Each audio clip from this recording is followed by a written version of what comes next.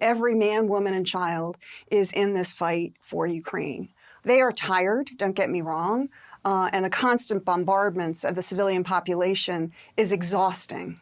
But they are committed, they're confident, and they're very courageous, and they're going to keep on going. Hello and welcome to the GZERO World Podcast. This is where you'll find extended versions of interviews from my weekly show on public television. I'm Ian Bremmer, and a year and a half after Russia's invasion, we are looking at the state of war in Ukraine. Why hasn't Ukraine's long-awaited counteroffensive been more effective? Based on my conversations with high-ranking officials, things are going more slowly and less successfully than NATO commanders had hoped and expected. And although it looks like Ukraine's military has recently launched a major thrust towards the south and the Sea of Asov, the tide of war has yet to meaningfully change. So why haven't the Ukrainians managed to do more and to do it faster? And if military resolution to the conflict isn't coming anytime soon, could a diplomatic solution be back on the table? To discuss all that and more, I'm joined by former U.S. Ambassador to Ukraine, Marie Yovanovitch. Let's get to it.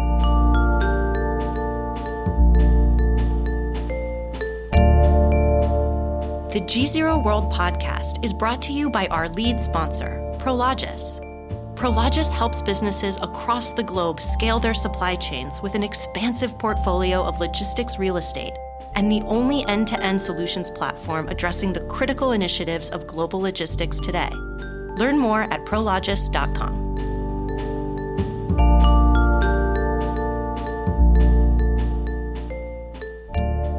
Marie Yovanovitch, thanks so much for joining us today. Thank you for having me. So much I want to ask you about. We've been focused on this war, sadly, for, close to a year and a half now. You've been back and forth to Ukraine, of course, quite a bit. Tell me what surprises you most on your latest trips. Yeah, I'm not sure at this point that there are that many surprises, although one of the things that reassures me and maybe does surprise me is how committed and confident the Ukrainians are, not just on the government level, not just the military, but the people of Ukraine. They are tired, don't get me wrong, and the constant bombardments of the civilian population is exhausting and terrifying. But they are committed, they're confident, and they're very courageous, and they're going to keep on going. I was emailing with one of my former employees who was a political officer, but it turns out he has all sorts of techie skills. And so he is now in the military working in a drone unit, and they had recently been attacked, and he told me that, the local population is just all in. And a little boy came up to him after the attack and he said, I've got this spent bullet for you and you can use it the next time the Russians attack. And I think that just is indicative of how every man, woman, and child is in this fight for Ukraine. They will do whatever they need to do, even if it's finding the spent bullets for the next fight. Yeah, I want to get to you on things like ammunition because, of course, that's a big part of the story with the counteroffensive. But, most recently, of course, we saw this NATO summit, Vilnius summit, an enormous amount of support for the Ukrainians, both long-term in terms of the G7 agreement as well as near-term in terms of military support. The most notable piece for me was right at the beginning when President Zelensky said it was absurd that he wasn't getting a direct NATO timeline. And it was pretty clear he wasn't going to get one from the weeks before, from the US and from the Germans, from the Brits, from others. I was surprised to see that. How much of this is just the massive level of strain, intellectual strain, emotional strain, spiritual strain, that, he's under trying to run this country in wartime? How much of it is just the nature of the political environment, the fragility of institutions given what's going on? And how much of it is maybe, he's just pushing too hard, doesn't necessarily get how fast this is moving?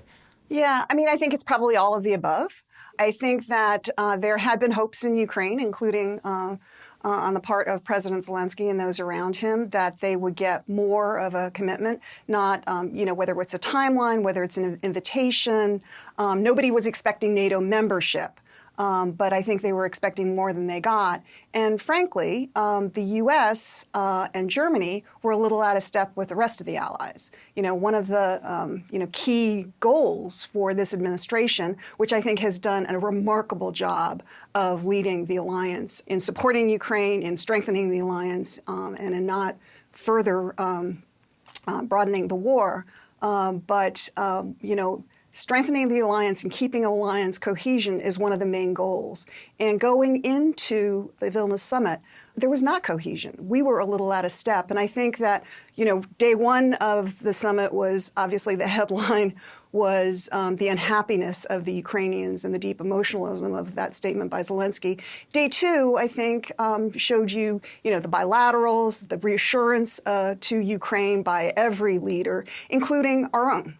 And I think that went a long way to reassuring the Ukrainians that, in the words of President Biden, NATO is in their future. The G7 commitments to security guarantees, I think, was perhaps the strongest part of those couple of days in Vilnius, where, granted, the devil is going to be in the details, and there are going to be 7 negotiations for Ukraine to conduct, but the ability to plan long-term with the commitment of weapons and training and so forth, I think is going to be huge for Ukraine in terms of being able to create its own planning for the war, but also in terms of the signal to Moscow that we are not giving up here. Yeah, and intelligence and cybersecurity support and all the rest. I mean, it was a very comprehensive and long-term statement. I agree with you completely, Maria, that was the big takeaway from the summit. And ultimately, they seemed to come out of the summit extraordinarily cohesive.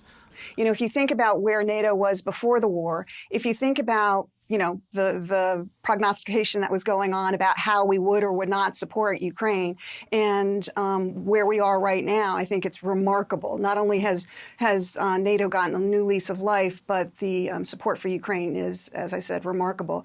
And the thing is, I think now the summit was a success by many measures, and now we look forward to the next summit, which is going to be in Washington, D.C. for the 75th anniversary of the founding of NATO. And so there's an opportunity, again, to reach out to Ukraine. I don't want to make a presumption. It sounds to me like you're saying you believe that Ukraine should be welcomed in the nearer term as a full member. I do. That wasn't where I was 5 years ago. It probably wasn't even where I was 2 years ago. But I think Ukraine has earned its place in NATO. I think it's not just Ukraine that needs NATO. I think we need Ukraine. Ukraine is shoring up our eastern borders. And how do you respond to Biden's concerns that membership cannot occur as long as an active war is going on? Yeah, I think that's definitely a concern. And I think that the Secretary General Rasmussen has come up with a possible creative way to address that. And so I think, we need to be thinking more about how can we bring in such a good partner, a country that would be a great ally. Usually you can find solutions if you want to find a solution. And I think this is one where we should be finding that solution. So on the counteroffensive, been going on for almost a couple of months now, very little Ukrainian territory retaken. Also nowhere close to the full number of troops that the Ukrainians have available to them and trained, used in the counteroffensive so far. Russians don't seem to be falling apart at all, despite what we saw with the Prigozhin-Wagner debacle internally, holding on to the defenses. Where do you come out? How do you think the Ukrainians are doing? How do you expect them to do realistically over the next couple of months? The Ukrainians are doing what the British call, they have a catchy little phrase of stretch, starve, and strike in terms of the three steps of the campaign. And so the stretching part of it is what we're seeing now, which is the probing to find the weak spots in Russian defenses. The starving part is hitting bridges, hitting munitions dumps, hitting railroad tracks, all of that, so that supplies can't get through to the Russians. And there is some good effects going on there. And the striking part is once they've made a decision as to where the Russians are weakest, then they will bring in the NATO trained and equipped troops, hopefully to come in and strike the Russians where they are weakest. I think what we've seen over the last 6-7 weeks is the Ukrainians first went in with larger units. And, as we saw, they lost a lot of equipment and they lost some men as well, sadly. I think now what they're doing is going in with smaller units, striking quickly, doing as much damage as they can to the Russians, and then pulling back. So the strategy is active attrition. It's not to gain territory at this point. I think that will come later when they are ready to strike. And so, we still have a number of months, October, maybe even November, depending on the weather of active fighting season. And I think the Ukrainians are going to take advantage of that. Now, one of the big challenges has been getting them suitable ammunition to be able to continue that fight. And the big debate recently has been about cluster munitions. Now, you had mentioned that the Americans and the Germans were out of step with the Allies in terms of NATO accession and the timeline. They've also been out of step with the Allies in terms of the cluster munitions. Most Allies do not want those weapons going to the Ukrainians. The Americans chose to provide them. What do you think the right decision is here and why? I think it was a very difficult decision, first of all. Because again, I think the Biden administration wants to keep the Allies together and focused and united. And so clearly this was a point of difference. But I think that we're also at a place where the Ukrainians don't have enough ammunition. We don't have enough ammunition to provide. We, the collective coalition, don't have enough ammunition to provide. So what do? And the answer came up cluster munitions, which is not a great answer, but it is the answer that was found. I understand that people are critical of this decision because it's not one I would have wanted to make myself, but it's wartime. We live in shades of gray, right? Sometimes there's a clear right and a wrong. Other times there aren't. And Ukrainians are fighting and dying. And in my opinion, we need to provide them what we can so that they can prevail. Right now, it still looks like endless war. How should we think about a negotiations process? How might we think about a ceasefire process? When both sides are ready to actually negotiate and negotiate in good faith, the facts on the ground are going to determine a lot of that process, whether it's a ceasefire, whether it's something more long-lasting, what the actual border lines would be, and so forth. I think a lot of people are spending a lot of time thinking about various scenarios, and that's all good. But I think it's hard to sort of definitively say, this is what it's going to look like. And I would also say the Ukrainians have a lot of experience in negotiating with the Russians. And the Russians don't always, as you know, negotiate in good faith. In fact, more often than not, they don't. And specifically in 2014, 2015, with the Minsk agreements, where the international community, France and Germany, really held Ukrainian feet to the fire to, stop the blood flow and everything else. And the Russians, they signed, but they never did anything that was in that agreement, including honoring the ceasefire. And so I think Ukrainians are justifiably concerned that they're going to be caught in that same nightmare again, where there's an agreement where the international community keeps on looking at Ukraine to do its part, but too hard to make Russia do its part, and so we don't pressure the Russians. How do we get out of that kind of a dynamic? I think we need to think very carefully about that. If we get into that kind of dynamic again, I think it's going to be the same kind of scenario all over again as what we saw before, where Russia regroups, rearms, and reattacks Ukraine, but maybe other parts of Europe as well. If the G7 is truly committed to providing the kind of training and equipment and intelligence for Ukraine, essentially, the NATO is fighting this war in Ukraine with the Ukrainians. They're not providing soldiers directly in the fight, but aside from that, whether it's hitting the Kerch Bridge or whether it's, taking out Russian, supply chains and the rest, the Americans are leading the way for Ukraine. If that's the case, as long as we know that's the case, why would we be so concerned about the Russians taking another bite at this apple? I mean, I ask in part because a big part of the reason why the Russians invaded a year ago, February, is precisely because none of that support existed for Ukraine. So there's another question which you haven't asked me, which is what is going on in Russia, and I don't have a great answer for that either. I'll get there. No, it's okay. But that also, obviously, right, plays a part into what do future negotiations look like, because is the opposite member Putin or is it somebody else? And, we've already heard from Zelensky that he's not going to negotiate with Putin. That, may or may not come out to pass. But I think that will make a huge difference. And if it's Putin, I think he's got a track record and he's told us what he wants to do. And I think that he's probably still committed to that vision of a greater Russia, the Russian Empire. He wants that for his place in history. I don't think he's given up, and I don't think he gets good information, even today, in terms of what is going on out there. And so if you haven't given up, if you're not getting good intel, you keep on going with your original plan. I mean, he still believes, I think, that the West is weak, that we will, avert our gaze to the next bright and shiny object, and we will forget about Ukraine and Russia, and that's when he's going to strike again. I think that's his game plan. To talk about the Russians for a second, of course, there have been some people talking to the Russians and to this regime.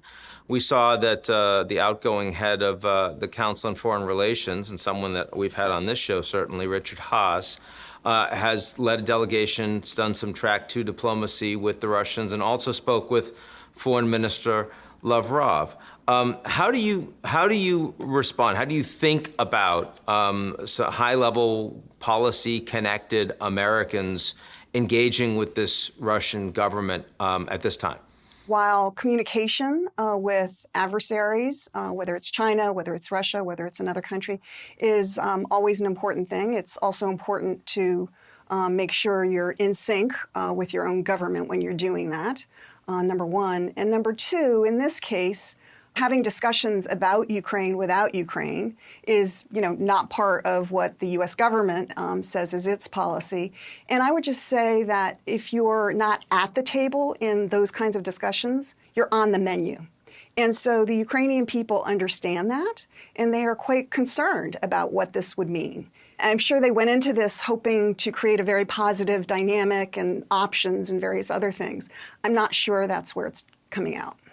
Yeah, okay, talking about being on the menu, let's move to Putin's chef, Yevgeny Prigozhin. You knew I was going there. So, I mean, you did not know he was going to Moscow. Neither did I. That was a bit of a surprise. He now is in Belarus, as best as we can tell, along with a bunch of his troops. His media company's been shut down, but he still has access to a lot of his cash. To what extent do you think that all of this, the outcome of that unprecedented move against Putin, is that an opportunity for the West? Is it a danger for the West? How does it change the way we think about this conflict and Russia? First of all, we need to understand that whether, it's an American expert talking about it, or frankly, even a Russian expert, Russian sources I'm reading, they're speculating too as to what is really going on and what is Putin's game plan and so forth. So I think there's more speculation than hard facts is the first thing. And the other thing that I would know is it's not done. There are probably a number of different phases of the Prigozhin rebellion, and we're not at the end of it yet. I think, you're seeing a purge of Russian generals quitting, publicly criticizing, taking kind of a leaf out of Prigozhin's playbook. We now see that Prigozhin is in Belarus. I'm not sure that that's going to be his final landing spot. And, he wasn't actually holding up a newspaper with a date on it. I'd like to see him actually, being sort of reactive in real time so we know that that he is out and free and everything else. I was shocked when the Kremlin put out information that Putin met not only with Prigozhin, but a number of his top leaders 5 days after the rebellion. I mean, I thought my head was going to explode. Is this more disinformation? Was this true? What was the point? Where is it going? I think it's hard to draw final conclusions, but I do think that Putin was weakened by this, and he's now trying to gather up that strength and figure out what his next steps are. And as with all dictators, it's narrowing your circle, punishing not necessarily the guilty, but punishing the ones you don't trust, and trying to staunch the bleeding. But I think there's going to be an effect not only on Wagner and whether it gets split apart or kept together but under tighter Putin control, but also on the Russian military itself, which is, has already had morale and supply problems. I mean, all the problems we all know about, but they are now just going to be exacerbated. So you started the question by asking whether this was an opportunity for the West. And I think that actually the Biden administration handled this exactly right by saying, this is an internal Russian issue, and you all need to sort that out, and we are not playing any part in this. The U.S. government has not had a great track record when it comes to picking new governments in foreign countries, and I think we should stay out of it. There was one place that the U.S. did seem to play a role where the director of the CIA, Bill Burns, gave a speech, very interesting speech, where he said this is a unique opportunity for America from an intelligence perspective, this level of internal instability in Russia, and that the Americans were not going to allow it to go to waste. A little bravado, a little putting the Russians on notice. Was that, if you were director of the CIA, would you have made that statement? It's super interesting to me how the intelligence communities now, in the past kind of clothed in secrecy, right? You could never penetrate that veil. But now they're putting stuff out there. They're putting intel out about Russia, what Russia is doing. They're publicly inviting members of the Russian public to come over to the other side. It's really interesting as a tactic. And it's interesting, I think, also as a way of, trolling the Russians. It reminded me of what the Americans did not do in Iran. I mean, you had large numbers of people demonstrating in Iran, and you did not have the Americans say, this is a great opportunity, we'd love to talk to you, let's get some intel out of Iran. You had them saying instead, no, we're no part of this. This is an internal, we're very concerned, we're watching it very carefully. I mean, that could have been a United Nations statement as opposed to a U.S. statement. I just note, I agree with you that definitely intelligence to embarrass the Russians when there's a national security issue, but on this one, I thought it was a little bit different. Yeah, you're probably right. I'm wondering, we know that it's, at least for now, the Republican frontrunner in the upcoming U.S. elections is Donald Trump, someone who said that he will end this conflict in the first 24 hours. I assume it's because he's also got other things he has to do in the first day. That's why it's going to take so long. But obviously a very different perspective. He's going to press the Russians hard, going to press the Ukrainians harder, sounds like, to give up land and the rest. You hear that, and you know, of course, what it was like, the Trump policies towards Russia and Ukraine when you were there. I am wondering, does this mean that there is a window, a narrow window for the Americans to do everything they can, and that diplomacy and military options need to be considered within that window, or you wouldn't paint it that way? It's a good question, and I think it depends on your perspective. So the Ukrainians are looking at this, and they're worried, right? They're worried that the elections are going to create issues for them, as the 2016 elections created for them. So I think the Ukrainians, of course, being the country under attack, there's no people that more want peace than the Ukrainians. But I think politically now, they are very much hoping that the counteroffensive will be effective. It's not going to be the last deal. It's not going to be a movie kind of an ending here. But hopefully it will get Ukraine on that trajectory towards victory and the upper hand at the negotiating table. I think everybody would like to see that, and I'm sure many in Washington would as well. We'll have to see. We'll have to see what happens. Ambassador Marie Yovanovitch, thanks for joining us on GZERO World. Thank you for having me. That's it for today's edition of the GZERO World Podcast. Do you like what you heard? Of course you did. Well, why don't you check us out at gzeromedia.com and take a moment to sign up for our newsletter. It's called GZERO Daily.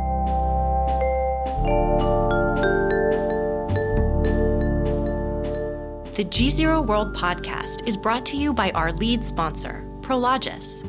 Prologis helps businesses across the globe scale their supply chains with an expansive portfolio of logistics real estate and the only end-to-end solutions platform addressing the critical initiatives of global logistics today. Learn more at prologis.com.